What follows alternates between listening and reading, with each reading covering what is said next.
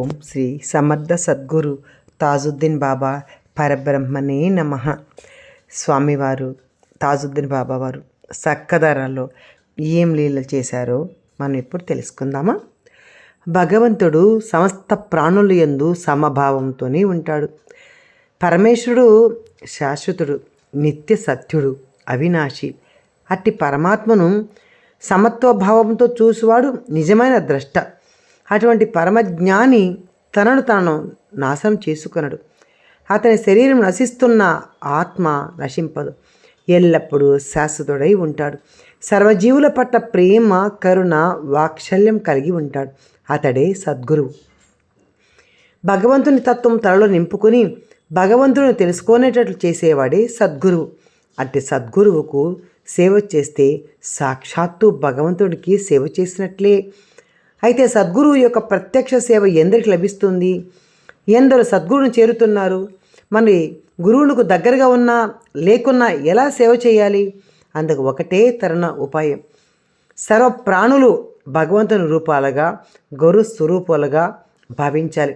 అందుకు మొదటి మెట్టుగా భగవంతుని పట్ల భక్తి, విశ్వాసం కలిగి ఉండాలి. అంటే మనం అందరిలో పరమాత్మను చూడాలి. పరమాత్మను చూసి వాళ్ళే నా గురువు అయినట్లు భావన చేయాలి. ఉదాహరణకు మన దారిలో వెళ్తూ ఉన్నామనుకో, ముళ్ళు కనిపిస్తే ఏం చేస్తాం? కొందరైతే మనం ఏం చేస్తామంటే ముళ్ళును తీసి వాడిని తొక్కకుండా జాగ్రత్తగా దాటుకొని తమ దారిని తను వెళ్ళిపోతారు. మరి కొంతమంది ఏం చేస్తాం, ముళ్ళు ఎవరు వేశారు అనుకుని తిట్టుకుంటూ వాడిని దాటుకొని వెళ్ళిపోతారు. మరికొందరు ముళ్ళను దారి నుండి పక్కకు తోసి వెళ్ళిపోతారు.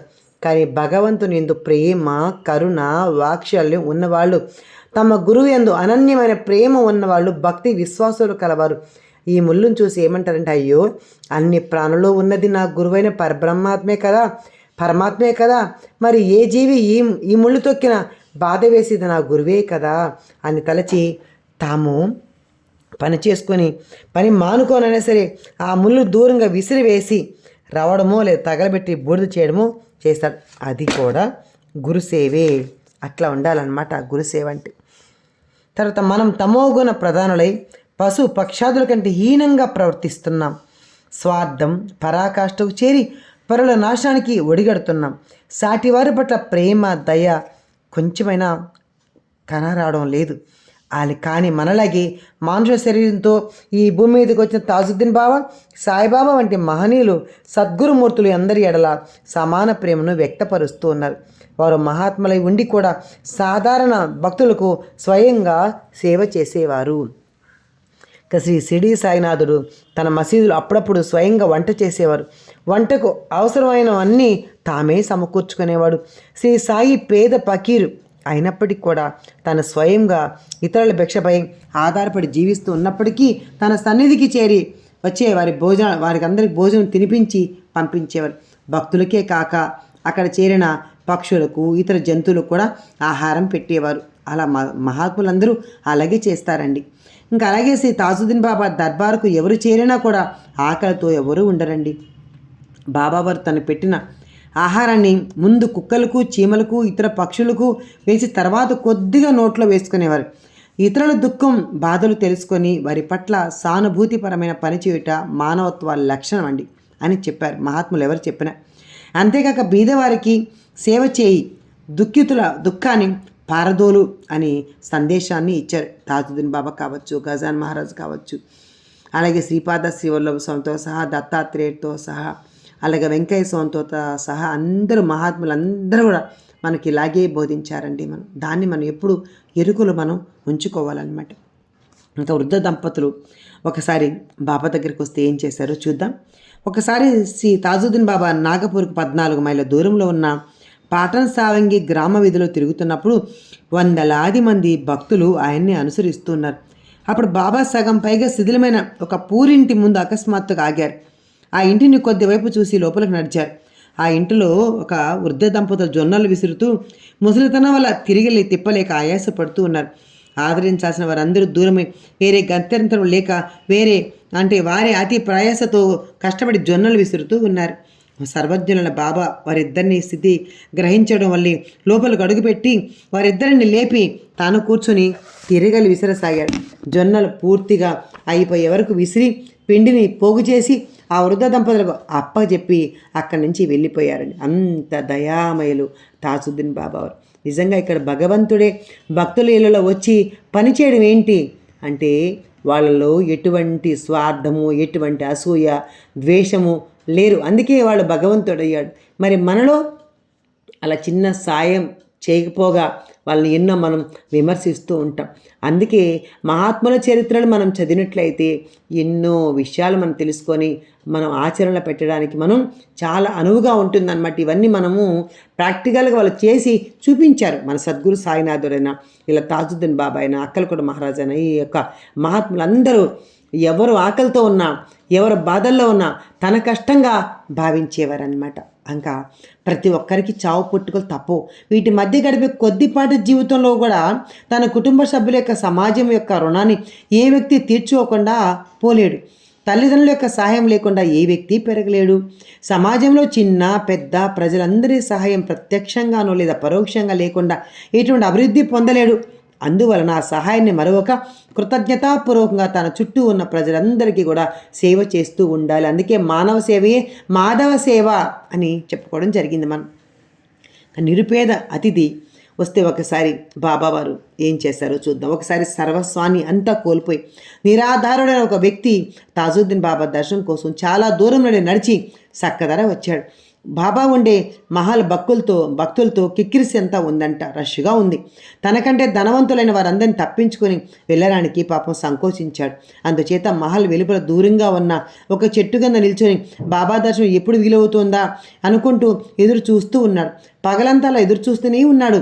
పేదరికం కారణంగా అతని దగ్గర ఏదైనా తినడానికి డబ్బు కూడా లేదు. ఇంకా నిరాహారంగానే ఉన్నాడు. అతను ఎవరూ పట్టించుకోలేదు. భోజన సమయం కావడంతో భక్తులందరూ రకరకాల పిండి వంటలు, ఆహారము తెచ్చి బాబా ఎదుట ఉంచారు. అప్పుడు బాబా ఏ పదార్థాన్ని ముట్టుకోకుండా మొదట మన అతిథికి తినిపించి రండి, తర్వాత మనం భోజనం చేద్దాం అన్నారు. బాబా ఎవరిని ఉద్దేశించి అన్నారు, ఏం మాట్లాడుతున్నారు అర్థం కాక ఆ అతిథి ఎవరో గొప్పవారై ఉంటారో అని భక్తులంతా మహాలంతా వెతికారు. మన బుద్ధులు అలాగే ఉంటాయి. అతిథి అంటే చాలా గొప్పవాళ్ళు, డబ్బులున్న వాళ్ళు, కార్లు వేసుకొచ్చిన వాళ్ళు అనుకుంటాం. కానీ భగవంతుని దృష్టిలో అలాంటి వాళ్ళు కాదు. ఆయన కోసం ఎదురు చూసి ఆరాధించే భక్తుల కోసం ఎదురు చూస్తూ ఉంటాడనమాట భగవంతుడు. కానీ వారికి దృష్టికి అతిథి ఎవరు కనిపించలేదు. అందుకే మళ్ళీ వారు తిరిగి వచ్చి బాబాను భోజనం చేయ బాబా అని వడ్డన చేయబోయారు. కానీ మళ్ళీ బాబా కూడా అదే మాట స్థిరంగా చెప్పి మహల్ వెలుపల చెట్టు కింద ఉన్న వ్యక్తికి ముందు తినిపించి రండ్రా అన్నారు. బాబా చెప్పినట్టు వెళ్ళి చూడగా నిజంగానే ఒక నిరుపేద అక్కడ నిలబడి ఉన్నాడు. అందరూ చాలా ఆశ్చర్యపోయి అతనిని భోజనానికి ఆహ్వానించి రకరకాల పదార్థాలతో కూడిన ఆహారం వడ్డించారు. అతడు తృప్తిగా తిని కళ్ళు చెమరుస్తుండగా బాబా దర్శనం కోసం తిండి తిప్పలు లేకుండా ఎంతో దూరం నుంచి నడిచి వస్తున్నాడు.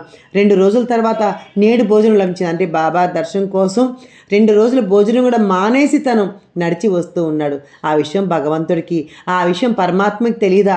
అందుకే నా బిడ్డ అంత కష్టంలో ఉన్నాడు, ఆకలితో ఉన్నాడని భగవంతుడు మన ఆకలిని ఆయన తెలుసుకోగలడండి. మనుషులైతే తెలుసుకోలేం. కానీ భగవంతుడు మనకి ఏం కావాలో, మనకి ఆకలి ఒక్కటే కాదండి, సర్వము తెలిసిన సర్వజ్ఞాని మన తాజుద్దీన్ బాబా వారు. ఇంకా 2 రోజుల తర్వాత భోజనం లభించింది. అబ్బా, నేను పడ్డ శ్రమకు ఫలితం లభించింది, బాబా దయ నాకు ప్రాప్తించింది, నేను చాలా కృతజ్ఞుడును అని ఎంతో తృప్తిగా పరమ ఆనందంతో చెప్పాడు.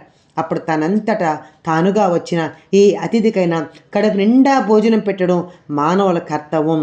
మనం ఏం చేయాలంటే, ఎవరు ఈ అతిథి వచ్చినా అంటే వాళ్ళ మనుషుల రూపంలోనే రానక్కర్లేదండి. ఏ జీవి ఆకలితో నీ దగ్గరికి ఒక సునకో రావచ్చు, ఒక ఆవు రావచ్చు.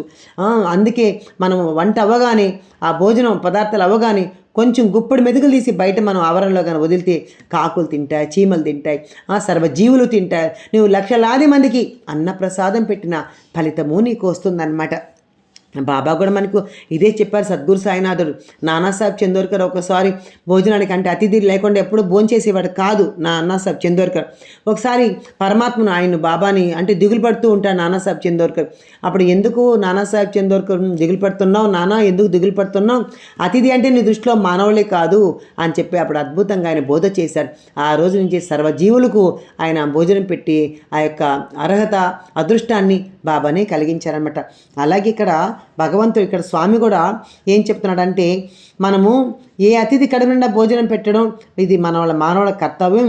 పాండవులు అరణ్యవాసంలో ఉన్నప్పుడు వారి యొక్క అతిథి ధర్మాన్ని పరీక్షించుటకు వచ్చిన దూర్వాస మహర్షి ఎదుట తన గృహస్థ ధర్మానికి భంగం కలగకుండా ఉండటం కోసం ద్రౌపది భగవంతుడైన శ్రీకృష్ణుని ద్వారా కాళీపాత్ర నుంచి ప్రసాదం గ్రహించిన సంఘటన మనందరికీ కూడా తెలుసు.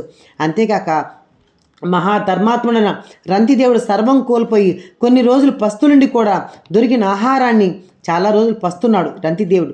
అయితే అతను నిజంగా దొరికితే మనం ఏం చేయాలి, గబగబా అమ్మో నాకు ఆకలి వేస్తుంది అని చెప్పేసి తినేసి ఉంటారు కదా.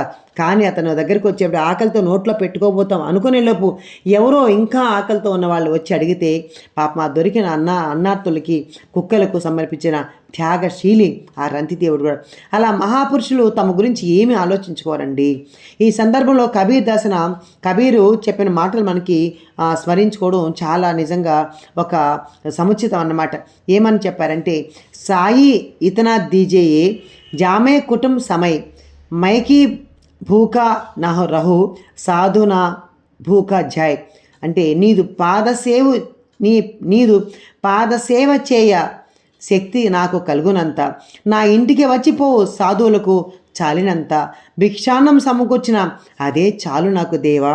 అంటే ప్రతి ఒక్కళ్ళు ఎవరైనా వస్తే అతిథులకు కొంచెం భోజనం పెట్టే అనుగ్రహాన్ని నాకు ఇవ్వు స్వామి అని భగవంతుణ్ణి అడుగుతాడంటండి ఈ యొక్క కబీర్ దాసు. అలా ఉండాలి మనం కూడా.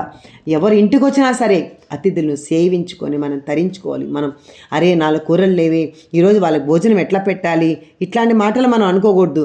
భగవంతుడు మనం ఏది ఇస్తే అది తృప్తిగా వాళ్ళకి పెడితే సాక్షాత్తు భగవంతుడికి భోజనం పెట్టినంత ఫలితం మనకి కలిగి తీరుతుందమ్మా. ఇది అందరూ చేస్తాం ఆ పని, కానీ ఒక్కొక్కసారి మాయ మనకి ముసుగులో ఉంటాం కాబట్టి పర్వాలేదులే వాళ్ళు తిని వచ్చింటారు ఏమోలే అని కూడా మనం కూడా ఒక్కోసారి అలా అనుకుంటాం. వాళ్ళు తిని వచ్చినా సరే మనం వాళ్ళని అతిథిని సేవించుకోవడం మన యొక్క ధర్మం కాబట్టి మానవులకి అదే సేవ చేస్తే భగవంతుడికి సేవ చేసినట్టు. అన్న విషయంలోనే కాదండి, వాళ్ళకి ఏం అవసరం అయితే అది, ఒకవేళ నిజంగా వాళ్ళకి అవసరం అనుకో, వాళ్ళకి మనం ఇవ్వలేనంత లక్షలు ఇవ్వకపోవచ్చు, కానీ వాళ్ళు పాపం దేనికో దానికి వచ్చారు.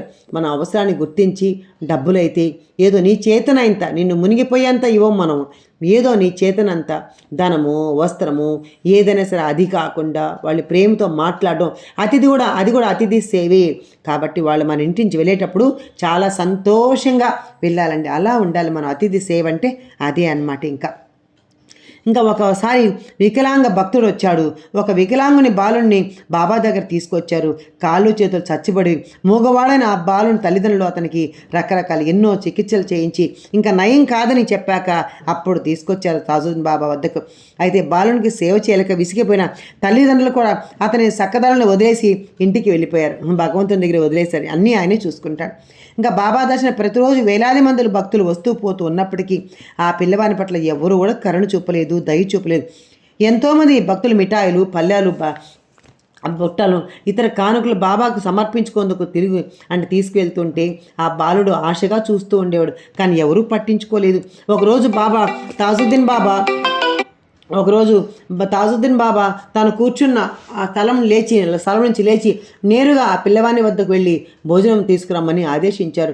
భోజనం రాగానే ఆ బాలుడు దగ్గర తీసుకొచ్చి తన చేతులతో నెమ్మది కడుపు నిండా అన్నం తినిపించారు. అంటే పరమాత్మతోనే అన్నం తినిపించుకున్నాడండి. మరి అబ్బాయి ఎంత అదృష్టవంతుడు.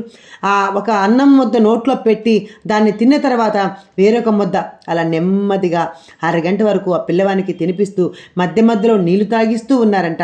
తర్వాత బాబా, భగవంతుడా వీరిని కూడా చూస్తూ ఉండు అన్నారట బాబా. చూడండి, ఆయన నేను చూస్తానని చెప్పలా, అంతటి పరమాత్మ భగవంతుడా ఇదిగో ఇలాంటి వాళ్ళని కూడా చూస్తూ ఉండు అన్నారు. అంటే భక్త బృందంతో ఒకరికి ఆ బాలుని పోషణ సంరక్షణ బాధ్యతలు అన్నీ అప్పగించారంట తాజుద్దీన్ బాబా వారు. చూసారా ఎంత వికలాంగుల మీద మనమైతే బాగా ఉన్న వాళ్ళ మీద అలాంటి మీద మనం ప్రేమ చూపిస్తాం, కానీ మనం చూపించాల్సింది అలాంటి వికలాంగుల మీద, అలాంటి వాళ్ళ మీద మనం ప్రేమ చూస్తే సాక్షాత్తు భగవంతుడి మీద ప్రేమ చూపించినట్లే.